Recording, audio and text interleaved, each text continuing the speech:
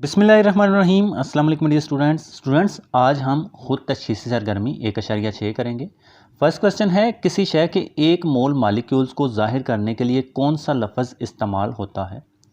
तो स्टूडेंट्स आपने याद रखना है, किसी शय के एक मोल में 6.02 बाय 10⁻⁻23 मालिक्यूल्स होते हैं। यानी कि किसी भी शय का अगर एक मोल है तो उसमें 6.02 × 10 की ताकत 23 मालिक्यूल्स होंगे, जिसे एवोगैड्रोज नंबर कहा जाता है। इससे Na से जाहिर किया जाता है, इसको ग्राम मॉलिक्यूलर मास से भी जाहिर किया जाता है। क्यों? क्योंकि अगर जैसे लेट्स सपोज हमने एग्जांपल ली है यहाँ पर कि हाइड्रोजन का एक मोल है, तो हाइड्रोजन का 1 ग्राम मॉलिक्यूल होगा, तो उसमें 6.02 × 10 की ताकत 23 मालिक्यूल्स होंगे। यानी कि एक मोल में 6.02 × 10 की ताकत 23 मालिक्यूल्स होते हैं। इससे हम 1 ग्राम मॉलिक्यूल भी कहते हैं।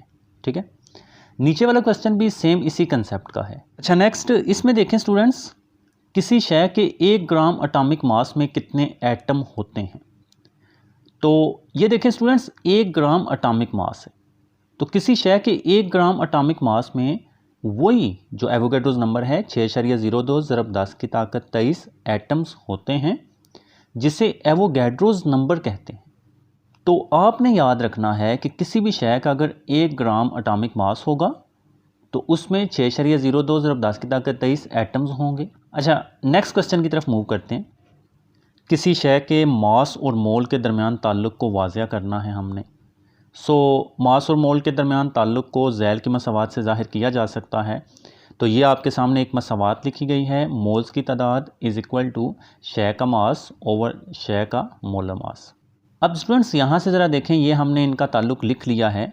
मोल्स ये इस तरफ ऊपर है एंड मास भी ऊपर है। ठीक है, तो दोनों चीज़ें डायरेक्टली प्रोपोर्शनल होती हैं, आपने याद रखना है। यानी कि अगर मास ज़्यादा होगा तो मोल्स की तादाद भी ज़्यादा होगी। तो बस किसी शय का जितना ज़्यादा मास होगा मोल्स की तादाद भी ज़्यादा होगी। तो ये ताल्लुक़ हमने इस मसावात से शो करवा देना है। तो moles is equal to mass over molar mass, ये याद रखिएगा। अच्छा, नेक्स्ट फोर्थ क्वेश्चन है, ऑक्सीजन एटम्स के 3 मोल्स का मास मालूम करें। स्टूडेंट्स, ऑक्सीजन ये ओ लिखा हुआ है, ठीक है। ऑक्सीजन एटम्स का 1 मोल 16 ग्राम का होता है। अच्छा, तो इसका एटॉमिक मास कितना होता है? ऑक्सीजन का जो एटॉमिक मास होता है वो 16 ग्राम पर मोल है। अब ये जो वर्ड पर मोल है, इसका मतलब क्या है? 1 मोल में 16 ग्राम पर मोल, पर या फी आप इसको उर्दू में पढ़ सकते हैं, 16 ग्राम फी मोल। यानी कि ऑक्सीजन एटम्स का अगर 1 मोल होगा तो उसमें 16 ग्राम होंगे। लेकिन यहाँ पर रिक्वायर क्या है? 3 मोल्स का मास। तो ऑक्सीजन एटम्स के 3 मोल्स का जो मास है वो इसी 16 ग्राम को हम 3 के साथ मल्टीप्लाई कर देंगे। ज़ाहिर सी बात है कि 1 मोल में 16 हैं, तो 3 में 16 ज़रब 3 कर देंगे ना, तो 16 3 बार 48 ग्राम। बस ऑक्सीजन एटम्स के 3 मोल्स का मास 48 ग्राम है। ये आपने ऑक्सीजन का जो एटॉमिक मास है 16 ग्राम, वो आपने याद रखना है, और ये 1 मोल में होता है क्योंकि 16 ग्राम पर मोल।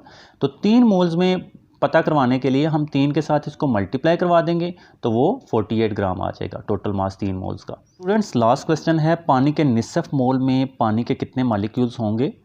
तो जैसा कि हम ऑलरेडी सीख चुके हैं फर्स्ट क्वेश्चन में कि किसी भी शय के 1 मोल में 6.02 × 10 की ताकत 23 मालिक्यूल्स होते हैं। ये वही एवोगैड्रोज नंबर है और ये 1 मोल में मालिक्यूल्स की तादाद होती है। तो बस पानी का अगर 1 मोल होगा तो उसमें भी 6.02 × 10 की ताकत 23 मालिक्यूल्स होंगे। लेकिन यहाँ रिक्वायर क्या है? पानी के निसफ मोल में, यानी कि पानी के आधे मोल में। अब स्टूडेंट्स, आपने इसको हाफ करना है। आधा करने के लिए हम क्या करते हैं? 2 के साथ डिवाइड करते हैं। तो ये सेम ऐसे ही है ना कि 1 दर्जन में 12 अंडे होते हैं, तो आधे दर्जन में कितने होंगे? 6 अंडे। 12 तकसीम 2 किया आपने, 2 6 बार 12 हो गया। इसी तरह से पानी के 1 मोल में हमें पता है एवोगैड्रोज नंबर जितने मालिक्यूल्स होते हैं, तो पानी के निसफ मोल के मालिक्यूल्स फाइंड करने के लिए हम इसको 2 के साथ डिवाइड कर देंगे। तो जब आप 2 के साथ डिवाइड करेंगे तो 2 3 बार 6, 2 0 बार 0, 2 1 बार 2, और ये एज इट इज़ आ जाता है, ये पावर्स होती हैं। ये आप डिवाइड करके चेक कर सकते हैं। तो 3.01 ज़रब 10 की ताकत 23 मालिक्यूल्स होते हैं पानी के निसफ मोल में। ओके स्टूडेंट्स, अपना बहुत ज़्यादा ख्याल रखिएगा और दुआओं में याद रखिएगा। मिलते हैं आपसे नेक्स्ट वीडियो में, तब तक के लिए खुदा हाफिज़।